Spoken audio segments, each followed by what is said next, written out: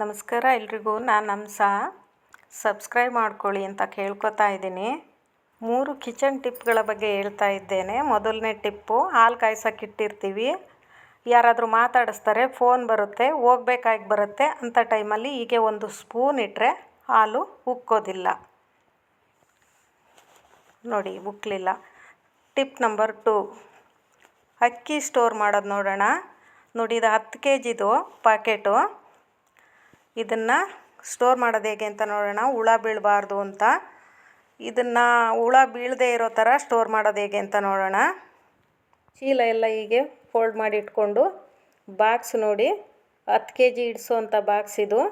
ಇದಕ್ಕೆ ಸ್ವಲ್ಪ ಪಲಾವ್ ಎಲೆ,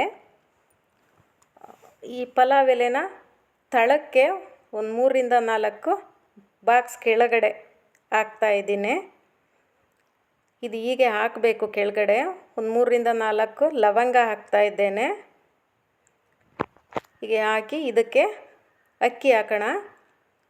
ಅದು 10 kg ಪ್ಯಾಕೆಟ್ ಆಗಿರೋದ್ರಿಂದ ಅರ್ಧ 5 kgಯಷ್ಟು ಬಾಕ್ಸಿಗೆ ಹಾಕೋಣ. ಇದು ಹೀಗೆ ಬಾಕ್ಸಿಗೆ ಅರ್ಧದಷ್ಟು ಅಕ್ಕಿ ಹಾಕಿ, ಮತ್ತು ಇದಕ್ಕೆ ಒಂದು 3 ಪಲಾವ್ ಎಲೆ ಹಾಕೋಣ. ಹಾಕಿ ಅದಕ್ಕೆ ಮತ್ತೆ ಒಂದು 3ರಿಂದ 4 ಲವಂಗ ಹಾಕಬೇಕು.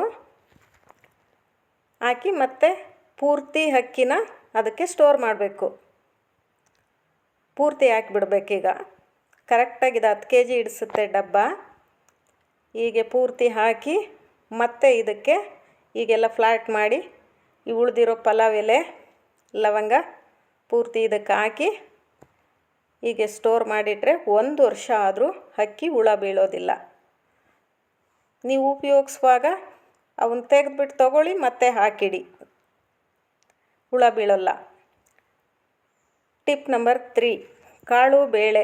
ಇವು ಹುಳ ಬೀಳಬಾರ್ದು ಅಂದರೆ ಹೀಗೆ ಒಂದು ಚಕ್ರ ಮೊಗ್ಗು, ಒಂದು 4ರಿಂದ 5 ಲವಂಗ ಹಾಕಿ ಸ್ಟೋರ್ ಮಾಡಿಟ್ರೆ ಬೇಳೆಕಾಳು ಹುಳ ಬೀಳೋದಿಲ್ಲ. ಮಾಡಿ. Thank you for watching my channel.